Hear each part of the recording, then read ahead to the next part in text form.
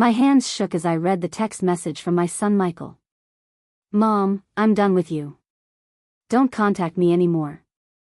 I stared at my phone in my small apartment kitchen. Dirty dishes filled the sink. My uniform from the diner hung on a chair, stained with coffee and grease. At 55, I worked double shifts just to pay rent. "Michael?" I called him immediately. "What do you mean?" "You're embarrassing, Mom. Amanda doesn't want you around our kids anymore. You smell like food and you're poor. We're building something here, and you don't fit." The line went dead. My own son. The boy I raised alone after his father left. I sank into my worn kitchen chair and cried until no more tears came. 3 days later, Michael arrived at my apartment with Amanda, his wife. She wore expensive clothes and looked around my home with disgust. "We've made a decision," Michael announced. He wouldn't even sit down. "We're moving to California. Amanda got a promotion." "That's wonderful, honey. When will you visit?" Amanda laughed coldly. "We won't. This is goodbye, and forever." My heart broke. "Michael, please. I'm your mother. You're holding us back," he said. His voice was ice. "Look at yourself. Look at this place. We can't be associated with this." They turned and walked out. Amanda whispered something to Michael, and they both laughed. I ran to the window and watched them drive away in their new BMW. That was the last time I saw my son for 2 years. If you like our revenge stories, please subscribe for more. We drop powerful news stories every week, filled with truth, emotion, and justice. Don't miss the next one. And remember, some stories hurt, but they heal too. Subscribe now, and join the journey. The weeks after Michael left were the hardest of my life. I couldn't eat. I couldn't sleep. At the diner, customers complained about my slow service. "And, you need to pull yourself together," said my manager, Patricia. "I might have to let you go."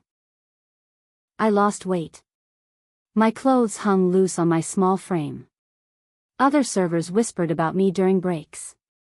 One night, I counted my savings. $47.32. My rent was due in 5 days. I called Michael one more time. The number was disconnected.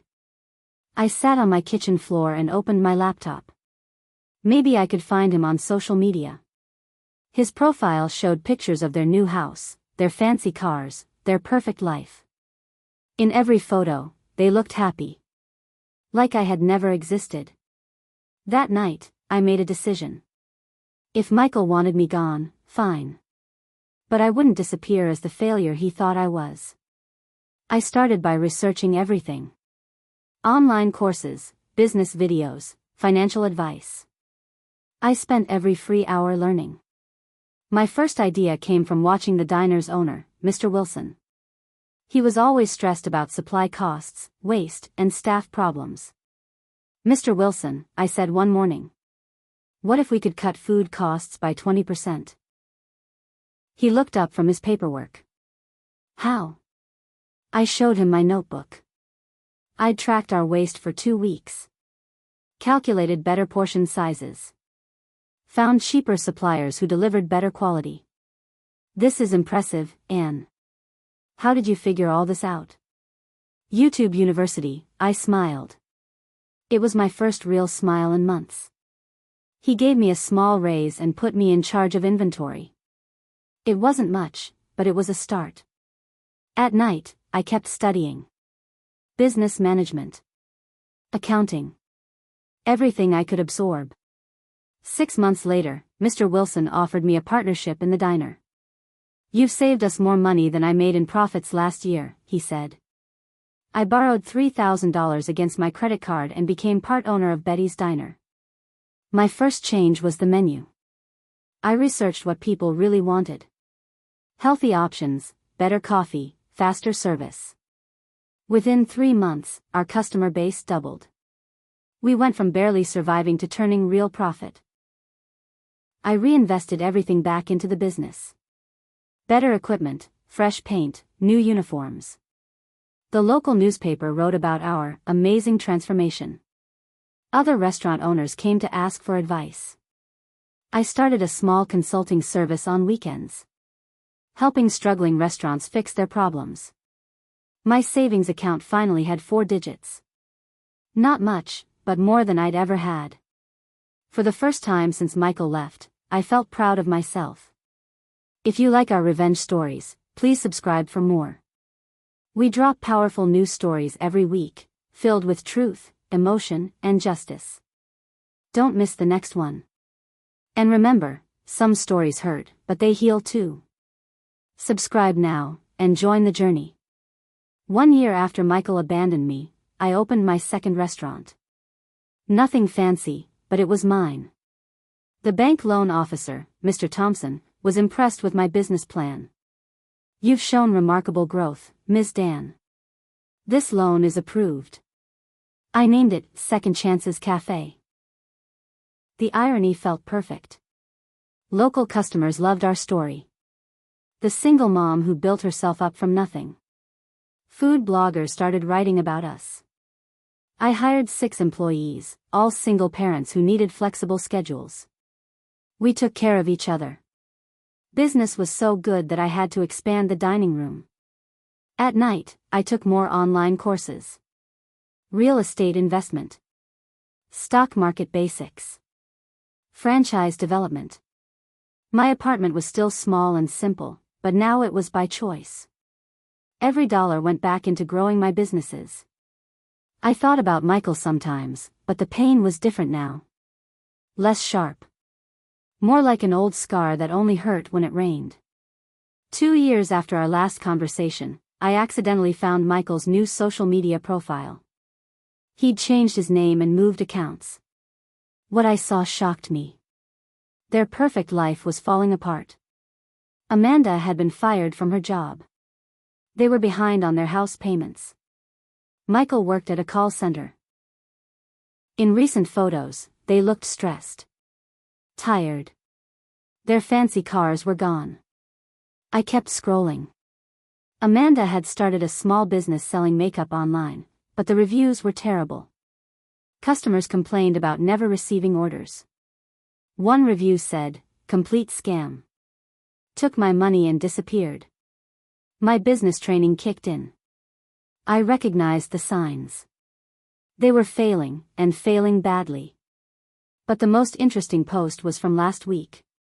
Michael had written, "Sometimes you realize the people you thought were holding you back were actually your foundation. Too little, too late.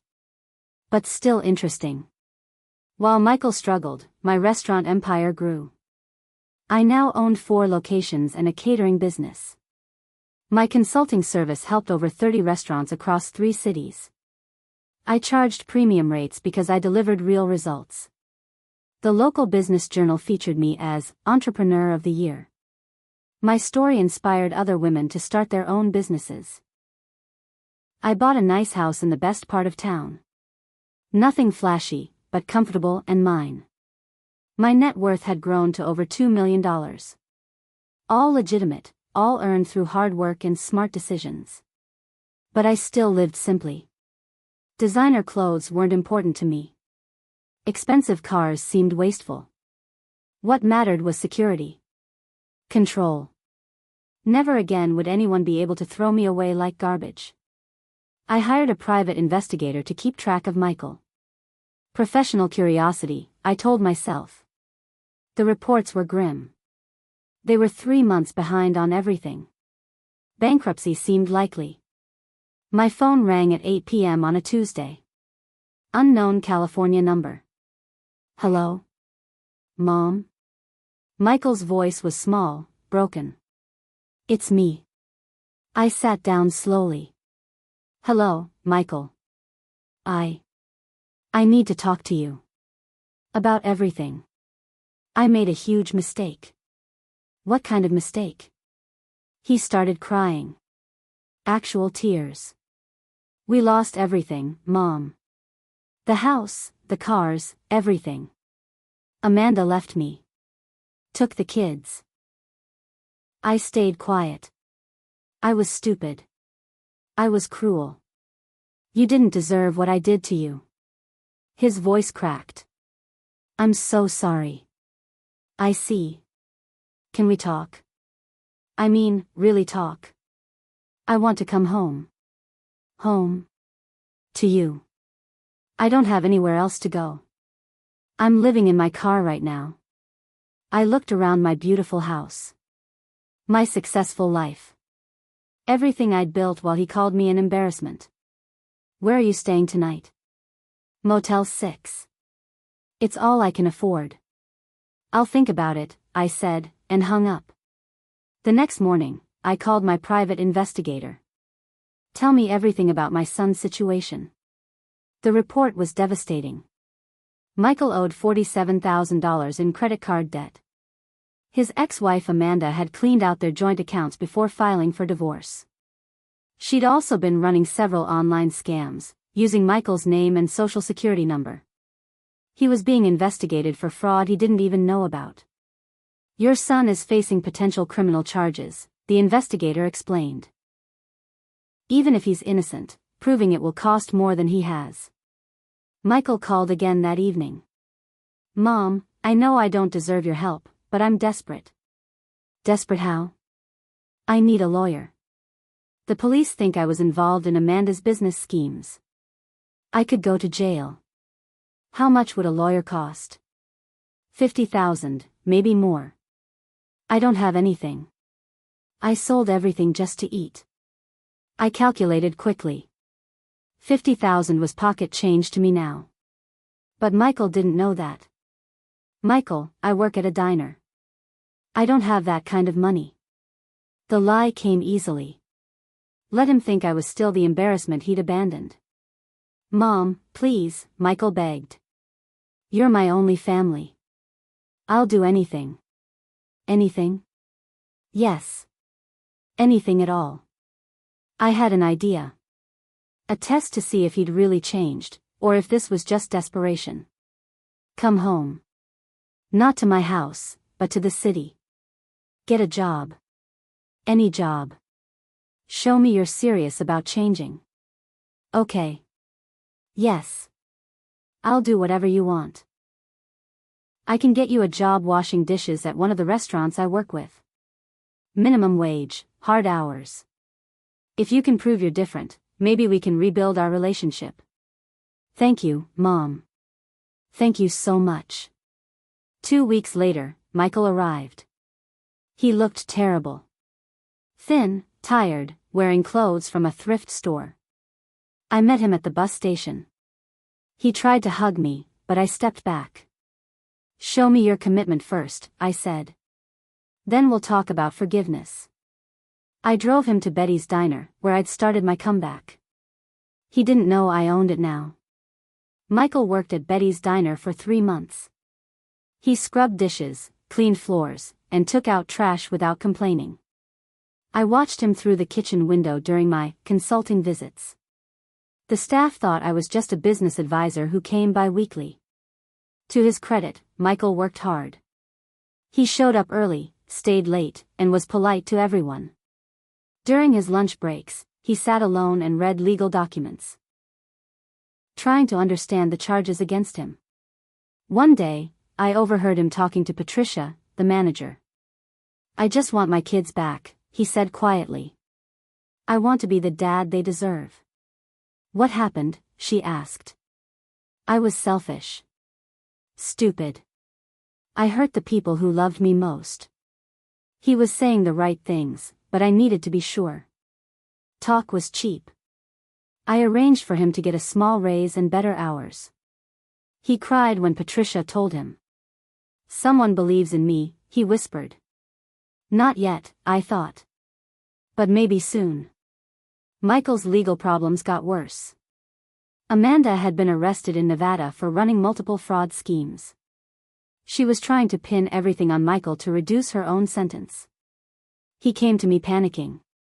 Mom, they might arrest me tomorrow. I need to prove I wasn't involved, but I can't afford a real lawyer. The public defender was useless. young, overworked, and convinced Michael was guilty. How much would a good lawyer cost? I asked. 60,000, maybe more. Mom, I know you don't have that money, but maybe you could co-sign a loan? I pretended to think about it. Michael, I need to tell you something. I can't co-sign because my credit is terrible. Another lie. My credit score was perfect. But, I continued, maybe I can ask my boss for help. She's been successful with her restaurants. Maybe she knows someone. Michael's face lit up with hope. You do that for me? You're my son. Despite everything, I love you. He broke down crying right there in my small apartment. The next day, I called Michael. Good news. My boss wants to meet with you. Really? She's heard about your situation. She believes in second chances. I told him to meet me at Second Chances Cafe, my flagship restaurant. Michael arrived nervous and clean-shaven. He wore his only decent clothes, a thrift store suit that was too big. I was already seated at a corner booth when he walked in. Mom, this place is amazing, he said, looking around. Your boss has great taste. She built this from nothing, I said. Started with just one small diner. A server approached. Ms. Dan, would you like your usual table in the back? Michael looked confused. Ms. Dan? Mom, that's your name too. I smiled. Michael, I need to tell you something important. He sat down slowly, studying my face. I am the boss. I own this restaurant. And 3 others. His mouth fell open. What? I also own a consulting business and several investment properties. Michael stared at me in shock. I don't understand. You work at Betty's Diner. I own Betty's Diner. I own all of them. I showed him my business cards. My phone filled with calls from managers and clients. When you threw me away 2 years ago, you thought I was worthless. An embarrassment. His face went white.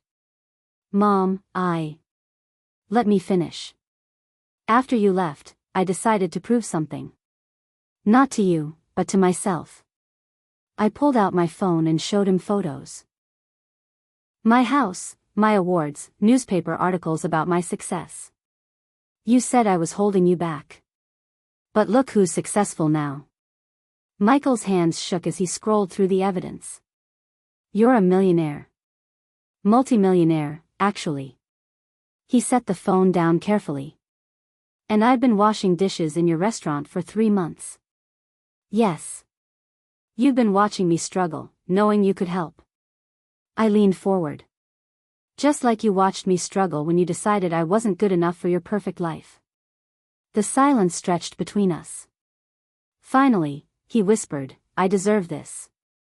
Michael, I could pay for your lawyer with my credit card right now. $60,000 is nothing to me anymore. He looked up with desperate hope. But I won't. His face crumbled. Please, Mom. I know I was horrible, but I'm not finished. I won't pay for it, but I will loan it to you. A loan? Business terms. 10% interest. 5-year repayment plan. You'll work for me to pay it back. Michael calculated quickly. That's almost 100,000 total. Correct. Mom, at minimum wage, it would take me forever to pay that back. Then you'll work for me for a very long time. Your choice. He was quiet for several minutes. Around us, my restaurant buzzed with happy customers eating good food. Finally, he nodded. Yes. I accept. Good. I'll have my lawyer draw up the paperwork. Your lawyer? I smiled. Michael, I have a whole team of lawyers now. The irony was perfect. My abandoned son would spend years working to pay me back. Michael's criminal defense lawyer was the best in the state. Within 2 weeks, she'd proven that Amanda had forged his signatures and stolen his identity. The charges against Michael were dropped. Amanda got 5 years in prison. But Michael's debt to me remained. He'd signed the papers. I moved him into a small apartment above one of my restaurants. Rent-free, but deducted from his wages. He worked 6 days a week.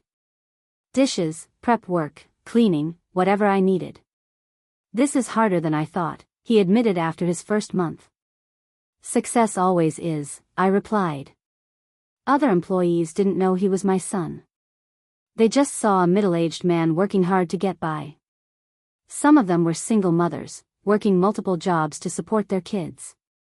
These women remind me of you, Michael said one day. When I was young, you worked so hard for me. Yes, I did. I never appreciated it. I thought you were weak because you struggled. I watched him scrub pots with raw hands. What do you think now? I think strength looks different than I thought. 6 months into his debt repayment, Michael had saved enough money to rent a better apartment and buy a used car. His ex-wife was in prison, but she'd given him visitation rights with their kids before her sentencing. Every other weekend, his 2 children visited. 8-year-old Tommy and 6-year-old Emma. I watched from my office window as Michael played with them in the restaurant's outdoor seating area. He was a different father than he'd been a son. Patient, present, loving. Daddy, why do you work so much? Emma asked during one visit. Because I made mistakes, sweetheart. I'm working hard to fix them. What kind of mistakes? Michael looked toward my office window. He couldn't see me, but he knew I was there. I hurt someone I loved very much. Now I have to earn their forgiveness. Tommy, the older boy, was curious. Can we meet them? Maybe someday, if I work hard enough. I felt something strange in my chest. Not quite forgiveness, but not anger either. 18 months into Michael's repayment plan, he received a letter from his bank in California. They're foreclosing on a property I didn't know Amanda had bought, he explained to me. Using my credit, apparently. I need to go back there to sort it out. How much do you owe? $30,000. Plus penalties and fees. This was interesting. Michael's credit was ruined, and he had no savings. The bank would never loan him money. But I was his employer of record. Banks knew my businesses were successful. I could co-sign a loan, I offered. His face lit up. Really? Business terms, of course. Added to your existing debt. The next week, we flew to California together. Michael was nervous about seeing his old life again. At the bank, the manager, Mr. Rodriguez, was initially dismissive. Mr. Voss, your credit history is problematic. Then I introduced myself. I'm Dan, Michael's employer and business partner. Mr. Rodriguez's entire attitude changed. He'd heard of my restaurant group. Ms. Dan. What an honor. How can we help you today? Mr. Rodriguez, Michael works for me now. He's a valued employee working to rebuild his life. I showed him Michael's employment records, pay stubs, and my business financial statements. I'm prepared to co-sign for whatever loan he needs. With your backing, Ms. Dan, we can certainly work something out. Michael sat quietly while the adults discussed his future. However, I continued, I want to understand exactly what happened here. Who approved these loans without proper documentation? Mr. Rodriguez looked uncomfortable. Well, his wife provided all the paperwork. His ex-wife, who is currently serving time for fraud. Yes. So your bank loaned $30,000 based on forged documents? The room got very quiet. It seems to me that this bank bears some responsibility for this situation. I let that statement hang in the air. What would you suggest, Ms. Dan? Reduce the debt to the actual cash amount received. Eliminate the penalties and fees your bank should never have allowed. 20 minutes later, Michael's debt was reduced to $18,000, with reasonable payment terms. How did you do that? He asked as we left the bank. Money talks, Michael. But so does confidence. On the flight home, Michael was quiet for a long time. Finally, he spoke. I understand now what I threw away. What do you mean? It wasn't just your love. It was the way that bank manager treated you like royalty. Success is having options, Michael. When you abandoned me, I had none. Now I have all of them. Including the option to forgive me? I turned to look at him. 2 years of hard work had changed him. He was leaner, more focused, less entitled. You're earning that option. Day by day. How much more do I need to earn? I did the math in my head. With his original debt, plus the new loan, he owed me about $95,000. At your current rate, about 3 more years. He nodded. I can do 3 more years. Can you? Mom, I've learned something working in your restaurants. Hard work isn't punishment. It's freedom. 2.5 years into Michael's repayment plan, I made him an offer. I'm opening a new restaurant. I need a manager. Me? You've learned the business from the ground up. You understand food costs, staff management, customer service. Michael had indeed learned. I'd been watching him grow into a real restaurant professional.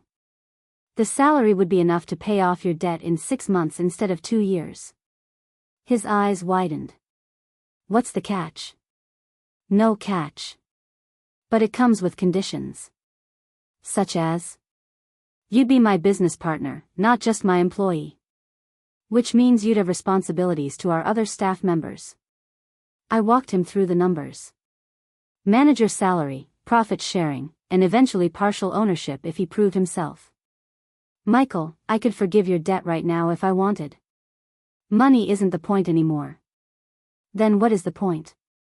Proving that you understand the value of what you almost threw away forever. He was quiet for a long time. I accept, he finally said. All of it. Michael's first week as manager was challenging. Some employees who'd worked with him as a dishwasher struggled to accept his authority. Respect isn't automatic, I told him. It's earned every day. He handled the transition professionally. No ego, no throwing his weight around. Just steady, fair leadership. The restaurant's numbers improved immediately under his management. More importantly, his relationship with his children was healing. They visited every weekend now, and I finally agreed to meet them. Grandma Ann. Emma squealed when she saw me. Daddy says you taught him how to work hard.